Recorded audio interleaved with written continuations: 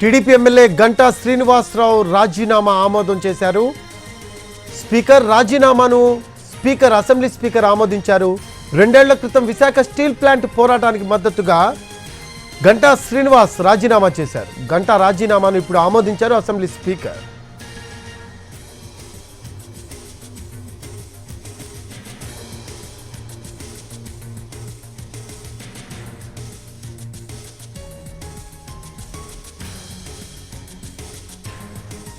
TDP MLA Ganta Srinivasarao రాజీనామా ఆమోదం పొందింది.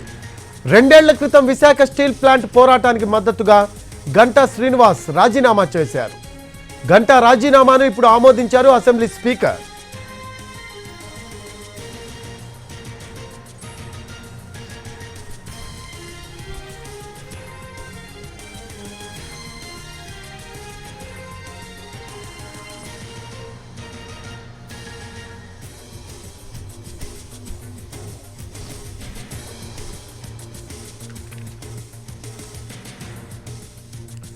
టీడీపీ ఎమ్మెల్యే గంటా శ్రీనివాసరావు రాజీనామా ఆమోదం పొందింది. 2 ఏళ్ల క్రితం విశాఖ స్టీల్ ప్లాంట్ పోరాటానికి మద్దతుగా గంటా రాజీనామా చేశారు. గంటా రాజీనామాను ఇప్పుడు ఆమోదించారు అసెంబ్లీ స్పీకర్. దీనికి సంబంధించిన లేటెస్ట్ అప్డేట్స్ అందించడానికి మా కరెస్పాండెంట్ రవిచంద్ర ఫోన్ లైన్లో అందుబాటులో ఉన్నారు. రవిచంద్ర, టీడీపీ ఎమ్మెల్యే గంటా శ్రీనివాసరావు రాజీనామాను స్పీకర్ ఆమోదించినట్టు తెలుస్తోంది. దీనికి సంబంధించిన లేటెస్ట్ అప్డేట్స్ ఏంటి? విశాఖ ఉత్తర నియోజకవర్గ ఎమ్మెల్యే మాజీ మంత్రి గంటా శ్రీనివాసరావు తన పదవికి చేసిన రాజీనామాను అసెంబ్లీ సెక్రటరియట్ వర్గాలు ఆమోదించాయి. ఈ నెల 22న గంటా రాజీనామా ఆమోదం పొందినట్టుగా కొద్దిసేపటి క్రితం ప్రకటించాయి. మొత్తంగా గంటా శ్రీనివాసరావు గడిచిన 2 ఏళ్లుగా తన రాజీనామాకు సంబంధించి రాజీనామా చేశారు. ఆయన విశాఖ స్టీల్ ప్లాంట్ ఉద్యమంలో భాగంగా తను ప్రైవేటీకరణ వ్యతిరేకిస్తూ తన పదవికి రాజీనామా చేసిన మొదటి ఎమ్మెల్యేగా ఆయన గుర్తింపు పొందారు.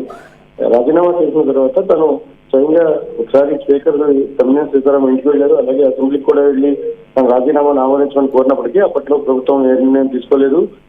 ఒకవేళ నిర్ణయం తీసుకుని ఉంటే ఎలక్షన్ ఉప ఎన్నికలు జరగాల్సిన అవసరం ఉంటుంది కాబట్టి అటువంటి ఆలోచన చేయలేదనేది గతంలో రాజకీయ వర్గాల్లో ఉంది. ఇప్పుడు అత్యంత కీలకమైన సమయం ఇది. ఇంకా సార్వత్రిక ఎన్నికలకు మరో 2 నెలలు మాత్రమే సమయం ఉంది. అదే సమయంలో రాష్ట్రంలో రాజ్యసభ ఎన్నికలు జరుగుతున్న సమయంలో ప్రతి ఓటు కూడా తెలుగుదేశం పార్టీ కీలకంగా మారుతుంది కాబట్టి ఇప్పుడు గంటా శ్రీనివాసరావు రాజీనామాను ఆమోదించడం ద్వారా తెలుగుదేశం పార్టీకి సంబంధించిన ఒక ఓటును ఒక బలహీనమైన పరిస్థితిని తీసుకొచ్చే పరిస్థితిని ప్రభుత్వం చూసినట్టుగా చూడాల్సిన అవసరం ఉంటుంది. ఏదైనా గంటా శ్రీనివాసరావు రాజీనామాకు దాదాపు 2 ఏళ్ల తర్వాత ఆమోదం లభించింది.